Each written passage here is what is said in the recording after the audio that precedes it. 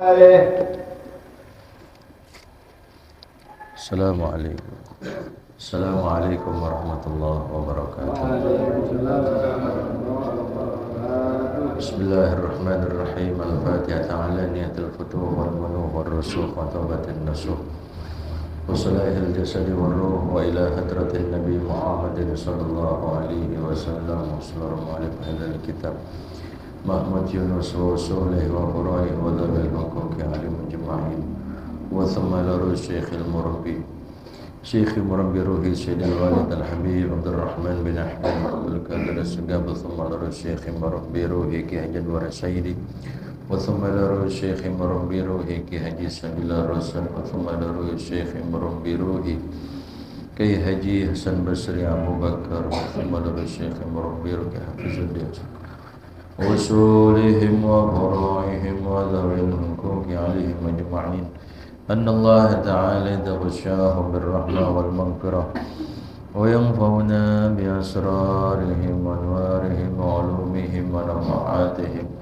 وبركاتهم في الدين والدنيا والآخرة. الفاتحة. أعوذ بالله من الشيطان الرجيم. بسم الله الرحمن الرحيم. الحمد لله رب العالمين الرحمن الرحيم مالك يوم الدين إياك نعبد وإياك نستعين اهدنا الصراط المستقيم صراط الذين أنعمت عليهم غير المغضوب عليهم ولا الضالين رب اغفر لي ولوالدي آمين. بسم الله اللهم صل وسلم على سيدنا محمد الفاتح لما أغلق الخاتم لما سبق الناصر الحق بالحق والهادي إلى صراطك المستقيم وعلى آله وصحبه حق قدره ومقداره العظيم. اللهم أخرجنا من ظلمات الوهم وأكرمنا بنور الفهم وافتح علينا وحسن أخلاقنا بالحلم وسهل لنا أبواب فضلك وانشر علينا من خزائن رحمتك يا أرحم الراحمين. Silakan dibuka kitab Fiqhul Hadis, ada di halaman 45. Bacaannya Ghuslul Mayyit. Ghuslul Mayyiti. Bismillahirrahmanirrahim. Bismillahirrahmanirrahim. Qala radhiyallahu anhu. Ghuslul Mayyiti wa aqallu ghuslihi ta'mimu badanihi bil ma'i marratan wahidatan wa akmaluhu ayyakuna salasa marratin bisabunin aw nahwihi bima'in farahin ghairi makhlutin bikafurin kafnul mayyiti wa qallul kafani saubun wahidun yasturu auratal mayyiti wa akmaluhu lirrajuli salasu lafaifa wa qamisun wa imamatun walil mar'ati izarun wa khimarun wa qamisun walifafatani. Yang belakang maju aja, maju.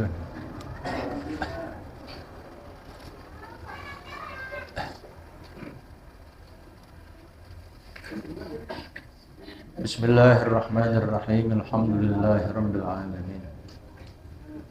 Wassalatu wassalamu ala asrafil anbiya'i wal mursalin wa ala alihi wa sahbihi ajma'in.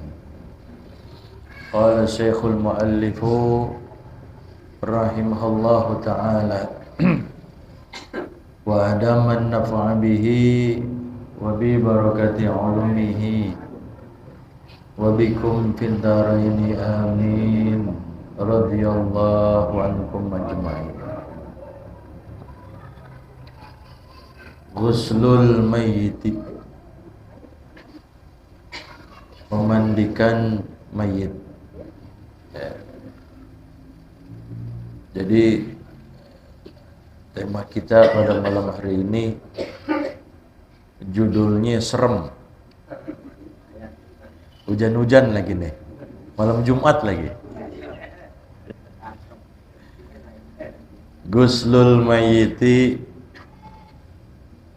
memandikan mayit. Ya. Ini kita semua yang hadir bakal dimandiin di saat ruh kita sudah dicabut oleh Allah Subhanahu wa ta'ala. Kita hanya bisa berbaring, tak berdaya. Maka di saat itulah kita akan dimandikan sebagai mayit.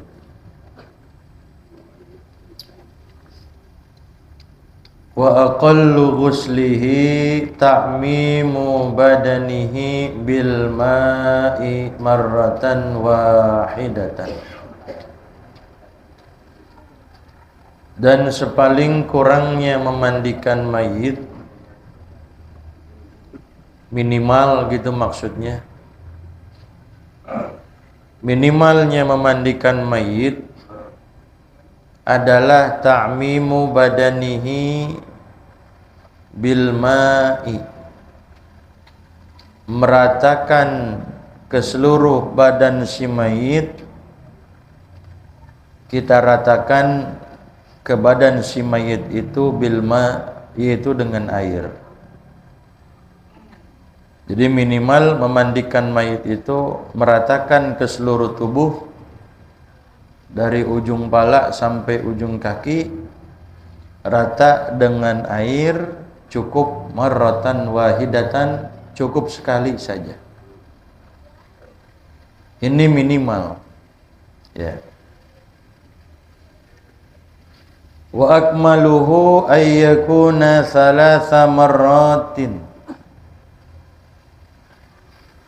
Dan yang paling sempurnanya, artinya maksimalnya, ayyakuna thalatha marratin, bahwasanya dia basuh, dia guyur, dimandikan itu mayit thalatha marratin, 3 kali. 3 kali guyuran. Yang pertama bisabunin, yaitu pakai sabun,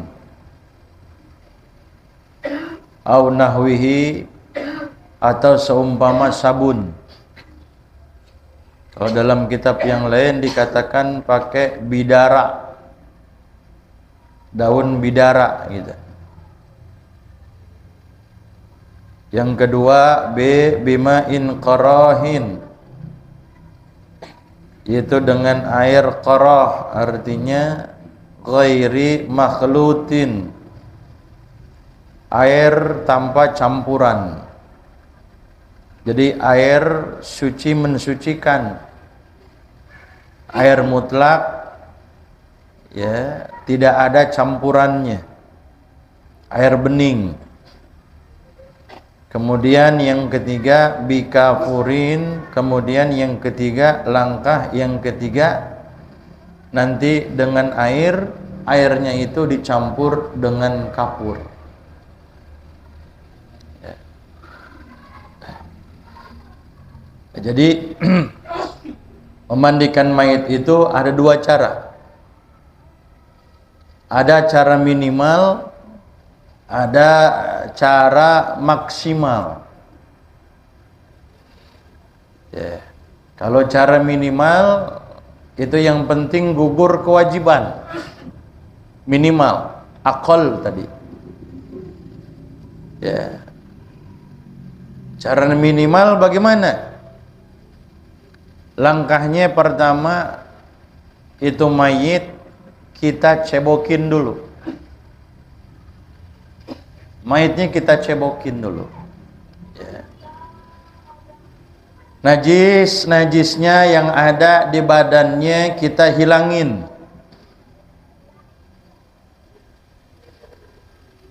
Habis itu kita siram, kita guyur pakai air.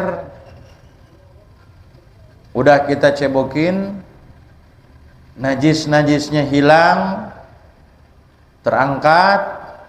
Setelah itu kita guyur pakai air sekali, udah cukup. Yang penting rata. Yang penting rata. Enggak pakai diwuduin. Ya. Karena wudu itu sunnah. Ya. Habis diratain, siram rata semuanya. Maka setelah itu bungkus pakai kain kafan. Ya. Jadi meskipun nanti mayitnya itu dia kenapa mayit mati dia hanyut tenggelam, maka tetap harus dimandiin juga itu mayit. Sekalipun dia matinya nganyut, tapi tetap wajib dimandiin juga, rata ke seluruh tubuhnya. Ya.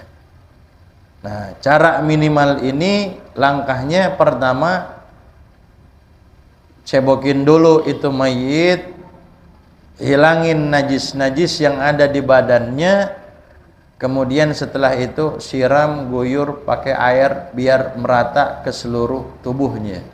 Habis itu bungkus, cukup. Itu cara minimal. Jadi cuman segitu. Kagak terlalu ribet. Enggak pakai air sabun, enggak pakai nanti air kapur, enggak. Cukup itu aja disiram merata seluruh tubuh, udah kholas deh. Nah, tapi kalau mau kita pakai langkah yang maksimal, langkah yang maksimal ini dibagi dua, tahap persiapan dan juga tahap memandikan. Kalau kita mau pakai cara yang maksimal, ada dua tahap. Pertama tahap persiapannya, yang kedua tahap memandikannya. Gitu. Nah, tahap persiapan apa aja? Tahap persiapan. Tahap persiapan, maka tempat memandikannya itu kita tinggikan.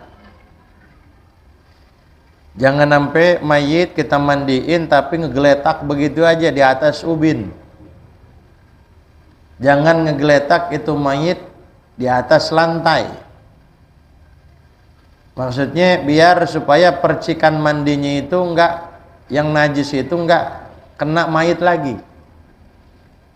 Kalau sekarang kan pakai itu tuh, kayak dipan ya, tinggi gitu, udah terbuat dari besi gitu, ditaruh di atas gitu jadinya tuh. Iya, jadi kita mandiinnya enak begini, nggak bawah tapi tinggi. Jadi biar si mayitnya itu nggak kena percikan najisnya dia. Karena tadi kan najisnya kita bersihin dulu, kita cebokin, kita bersihin itu najis gitu. Jadi tempatnya biar tinggi. Jadi nanti si mayit nggak di bawah adanya, di atas.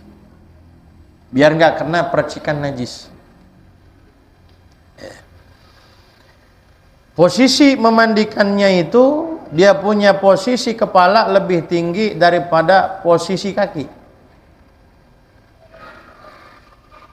Jadi biasanya pas di kepalanya itu ada bantal, ya, bantal. Nah, buat gini kepala, jadi nggak rata begini. Posisi kepala agak naik. Nah, posisi kepala agak naik, tinggi gitu, ya. Ya. Posisi kepala agak naik daripada posisi kaki.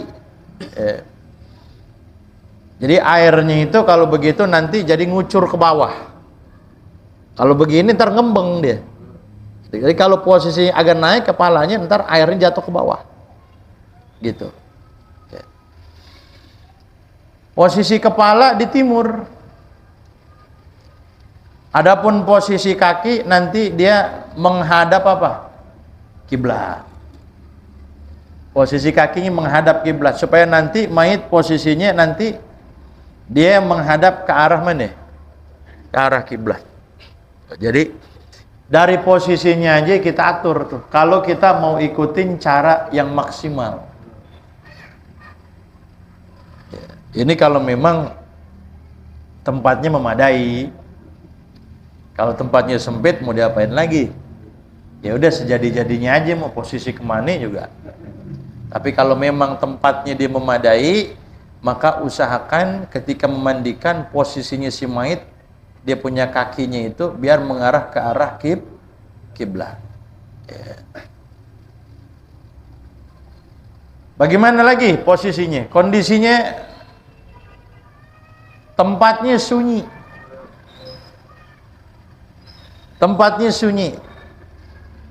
Jadi jangan sampai ada orang masuk yang memang di situ nggak ada kepentingan. Jadi kadang-kadang ditonton kan, ngintipin tuh, di hordeng gitu kan, hordengnya dibuka gitu, pada ngelongok, pada ngeliatin, ya tutup. Kecuali memang di situ orang yang berkepentingan. Yang berkepentingan itu ada 3. Yang pertama adalah yang memandikan. Yang kedua itu keneknya. Kan kita yang mandiin butuh kenek. Nah di sini siapa ya biasa yang suka mandiin? Mana orangnya? Wah nggak ada. Saya lagi mandiin nih. Ya. Iya, apa aja bisa. Sampai ngurusin orang ditilang dia bisa. Jadi yang mandiin, yang berkepentingan pertama orang yang memandikan, yang kedua asistennya, keneknya, dan yang ketiga keluarganya yang mau ngebantuin. Siapa ya anaknya silakan masuk situ. Ikut andil. Jangan sekedar timbang nonton doang. Kalau cuma nonton doang mendingan kagak usah, ono keluar dah. Itu kan, giliran warisan ini mau berebut. Giliran mandi ini ogah gitu. Ya Allah, sedih banget orang tua. Ya, pengen gitu kita megang tangannya, megang badannya, kita yang megang itu. Kalau kita yang ngerti sih kita yang mandiin. Gitu. Ya. Oh. Jadi yang berkepentingan masuk. Tutup tempat sunyi, jangan ada yang nonton kecuali yang mandiin, asisten dan juga memang keluarga yang mau bantuin di situ. Bantuin ambilin air, nyerokin air, begitu. Ya. Apalagi kemudian tuh langkahnya. Maka langkahnya di tempat memandikan tadi diberikan yang namanya bukhur. Di tempat mandiin tadi ditaruh apa? Bukhur. Ya. Jadi kan di situ banyak najis ntar tuh. Banyak kotoran si mayit yang kita keluarin. Nah, maka di situ taruh bukhur biar kagak bau. Jadi biar wangi. Kalau kita pakai menyan ya. Ya. Kalau menyan wangi nggak tuh? Bau kalau menyan nih. Kalau dulu kita terkenalnya menyan, kalau sekarang apa ya? Iya, kalau setanggi ya. Yang diaurin tuh. Gitu kan. Nah, kita bagusnya yang enak wanginya tuh apa tuh? Ya, yang biasa buat ini. acara maulid, enak wanginya itu ya. Gaharu. Ya, kalau dulu kan setanggi itu kan, disobek, jaurin gitu. Permainan dukun gitu. Pakai bukhur, biar tempat yang di situ yang kita mandikan mayat di situ kagak bau gitu. Ya. Ya. Pakai bukhur, tempatnya tinggi, dipannya, kemudian si mayat diletakin di situ. Ya. Apalagi kemudian mayat itu kita tutup pakai kain panjang. Tutup. Ya. Jangan sampai dia punya auratnya terbuka. Tutupnya dari mana? Dari kepala sampai kakinya. Tutup biasa pakai itu kain ibu-ibu tuh yang batik tuh, yang biasa buat gendong bayi. Nah itu tuh diamparin itu di situ. Kain panjang, kain tipis. Ya. Jadi nanti siramnya dari mana? Dari atas kain. Jadi jangan tebal-tebal kainnya. Ya. Nah, kainnya kain yang tipis di situ. Jadi kita nyiramnya dari balik kain di situ. Ya. Termasuk juga muka kita, wajah kita ketutup. Ya. Adapun masalah warna buat nutup ini kagak masalah, mau warna apa aja boleh. Warna hijau, warna coklat, batik umpamanya, silahkan. Ya. Itu. Jadi jangan ngablak begitu. Jangan apa? Jangan ngablak begitu. Nah. Dan juga usahakan ini yang memandiin ini biar dia bisa jaga amanah. Kalau memang terjadi hal-hal yang tidak diinginkan seperti apaan ke keanehan-keanehan yang timbul, jangan diceritain, tutupin. Kecuali memang dia ada kelebihannya. Oh ini Masya Allah, mayat si Fulan ini ketika dimandikan wangi, harum semerbak, gitu kan. Boleh kita ceritain kalau kebaikan. Udhkuru mahasina mautakum. Sebutin kebaikan-kebaikan ini boleh. Ya. Kejelekan-kejelekan ini jangan. Jangan kita bilang, wah aneh mandiin mayat di sono no, kampung sebelah, gila baunya minta ampun. Jangan kita ceritain begitu. Ya. Kemudian apalagi kita siapin ember 9 ember kalau ade. Siapin ember. Nanti tata caranya ada. Mau kita 9 ember kayak atau umpamanya 3 ember atau bisa juga 1 ember. Nanti itu bisa diatur. Urusan ember bisa kita mainin kondisinya. Ya. Apa ini 9 ember ini? Nah, nanti 3 ember isinya itu adalah daun bidara. Air campuran daun bidara. Kalau kata kita daun bidara, daun apa terkenalnya? Sama gak sama daun dadap gitu? Ayo pokoknya itu deh, daun bidara deh. Antum tanya sama orang yang suka mandiin itu, daun bidara tahu. Ya. Campur pakai air tuh. 3 ember ini khusus buat itu. Ya. Kalau nggak ada, air bening aja udah cukup. Ya. Kalau nggak ada bidara, pakai apa? Tadi bisobun, pakai air apa? Air sabun. Pakai sabun biar wangi. Nah, bidara kan wangi juga, daun bidara. Makanya pakai daun bidara. Ya. 3 ember yang pertama isinya daun bidara dicampur sama air. Atau sabun dicampur sama air. Nah, 3 ember lagi, 3 ember yang kedua yaitu adalah isinya air tawar yang dingin. Ya. Bukan berarti kudu dipakein es, enggak. Ya, terlihat es pakai marjan lagi. Yang tawar itu artinya yang dingin, bukan air anget gitu, enggak gitu. Ya. Biasa air kolam kayak gitu, air sumur kan dingin juga tuh. Ya. Nah, kemudian 3 ember lagi campurannya itu adalah apa? Dicampur kapur barus. 3 ember yang terakhir, 3 ember, 3 ember. Nah, 3 ember yang terakhir itu airnya dicampur oleh kapur barus. Nah, jadi dikit aja campuran kapur barusnya, dikit aja, nggak banyak-banyak. Ya. Kalau emang ada 3 ember, 9 ember. Kalau emang tempatnya kecil, kita bikin dah 3 ember. 9 ember nggak ada, ya 3 ember aja udah.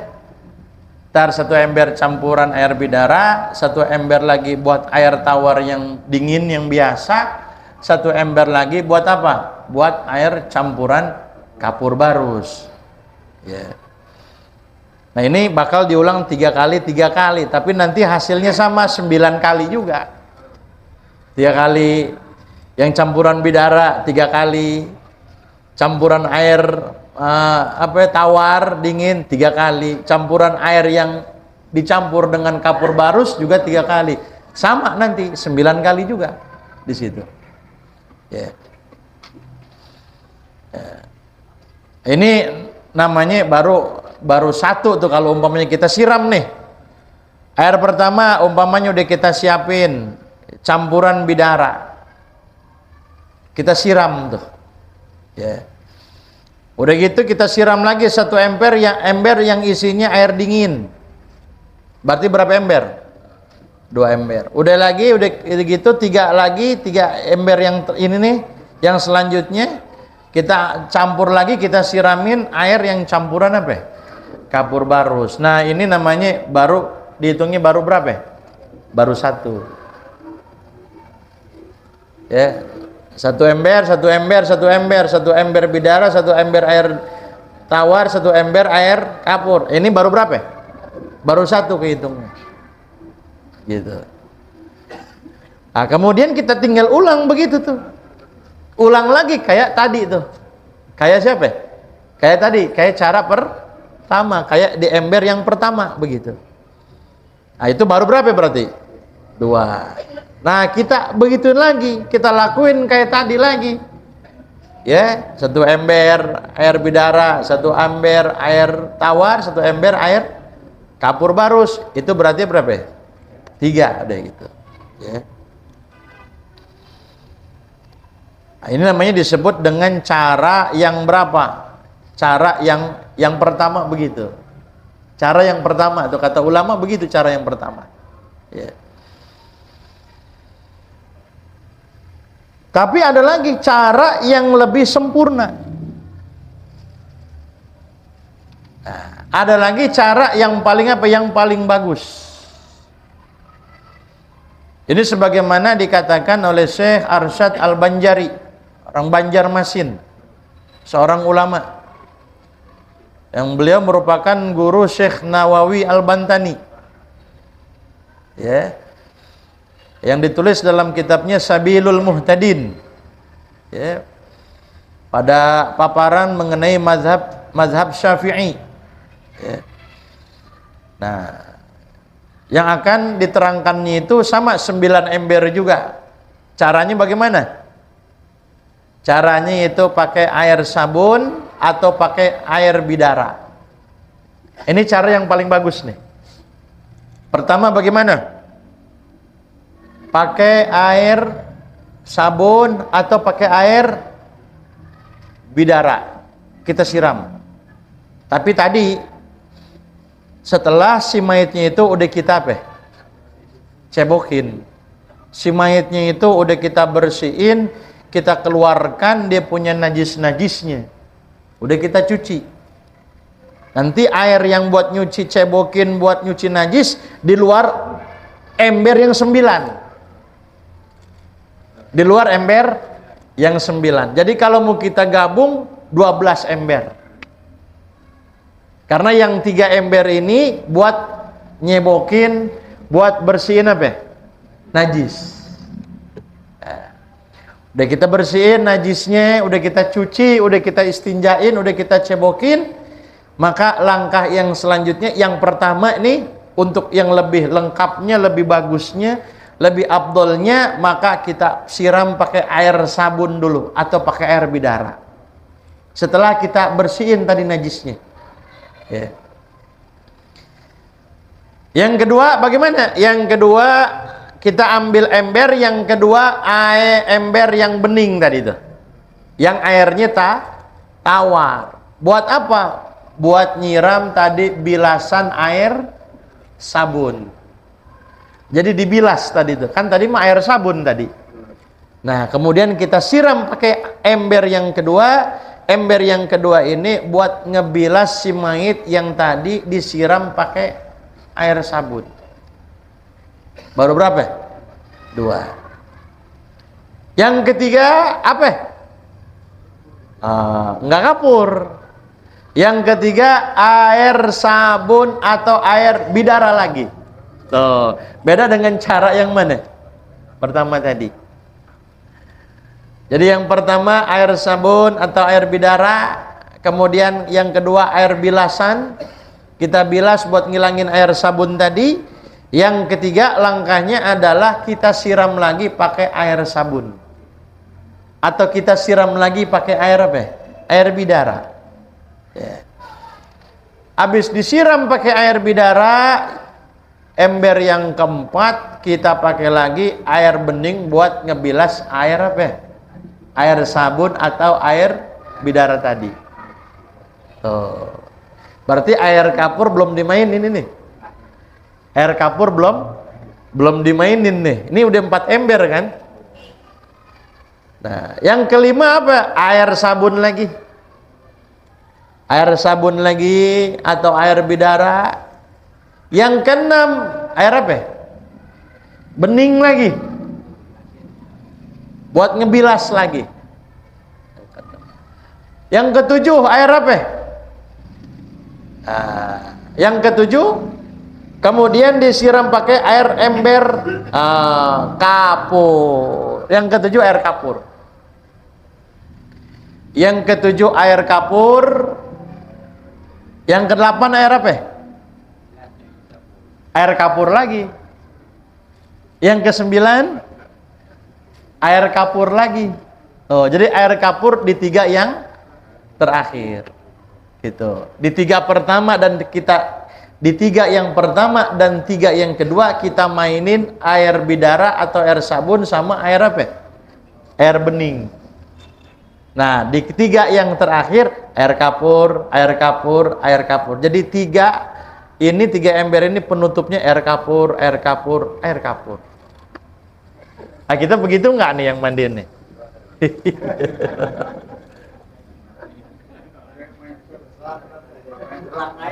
Dia main selang aja udah. Ngejar target.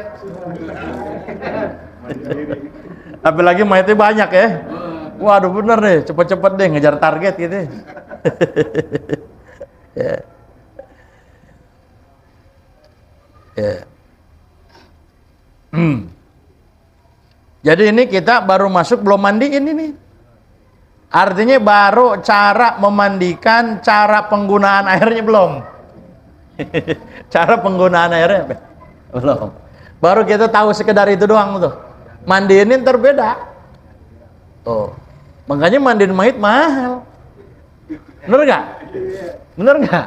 Berapa duit kira-kira? Itu. Kalau yang nggak sembarangan kan, ada ilmunya, ya dia teliti, dia telaten kayak gitu. Ntar kuku-kukunya dibersihin, kukunya dibersihin. Tuh, korek kuping pakai cotton bud, ntar siapin itu, pakai bedak kayak gitu. Bahkan kalau orang di luar Islam pakai gincu, bener nggak? Rapi banget tuh, begitu. Ya. Ya. Tuh, jadi 9 ember. Cuman nanti kita tambah 3 ember. Nah, 3 ember ini air bening semua. Untuk apa maksudnya? 3 ember ini maksudnya buat apa? Nah, buat nyuci tadi yang ada najisnya. buat cebokin, buat ngilangin najis, maka tadi pakai air apa? Air itu. Ya. Gitu jadinya. Ya. Nah, adapun misalkan dia wuduin sih, disunnah wuduin. Wuduin sunnah. Ya. Kalau kita mandiin tanya dulu. Ini mau yang mana nih? Mau paket berapa? Iya. Mau yang ekonomis, bisnis, apa eksekutif? Tanya dulu. Kalau yang ekonomi yang asal aja udah, sekali goyure udah selesai gitu. Jadi mandiin juga kudu ada ilmunya. Jadi di samping kita ada memang ada praktek juga. Jadi nggak sekedar yang namanya fikih itu nggak cukup sekedar kita teori. Teori doang kalau nggak ada praktek susah. Di lapangan ini bagaimana caranya? Untungnya alhamdulillah jamaah kita udah ada yang praktek nih, ya kan? Kayak kita sholat jamaah qashar kalau sekedar teori doang susah. Harusnya kita apa? Kita praktekin. Nah, jadi antum suatu saat kapan-kapan jalan pergi keluar kota yang sudah diperbolehkan jarak qashar jamaah, praktekin. Jadi biar kita bisa ngamalin ilmu yang udah kita dapat. Nah, mandiin mayit ya gitu juga. Makanya kalau ada pelatihan mandiin mayit, ikut aja. Asal sekedar kita tahu aja. Bisa jadi kita suatu saat kagak ada yang mandiin, kita yang dipakai. Itu kan? Nah, jadi biar apa ya? Biar bisa, ya. Sekalipun umpamanya kita nggak 100% nguasain, yang penting kita tahulah sedikitnya. 50%, 70% kita paham, gitu. Di antum kalau ada pelatihan begitu tuh ikut. Karena nanti kalau udah ada mandiin mayit, pasti nanti bakal ada kafanin mayit. Nah, kafanin mayit juga kan ribet kalau kita nggak tahu. Apa dia main gulung-gulungannya begitu? Ya, yang penting ketutup nih, kita gulung aja udah, kayak gimana kayak lontong gitu. Nah, ada ilmunya gitu. Jadi penting nih, dari antum nanti terus nih. Ini tadi baru penyiapan airnya doang tuh, biar kita tahu. Air ini tuh. Ya, nah cuman nanti tata caranya bagaimana? Nah, kelanjutannya 2 minggu yang akan datang. Jadi ntar mayit didiriin gini, didudukin gini, nggak tidur aja. Ntar bagian depan dulu, bagian belakang, samping kanan, samping kiri, kayak gitu. Kayak kita mandi janabah, begitu. Jadi panjang nih ya. Nah, insyaallah minggu yang akan datang kita lanjutkan. Wallahu a'lam. Rabbi zidni ilman warzuqni fahman, amin. Al-Fatihah.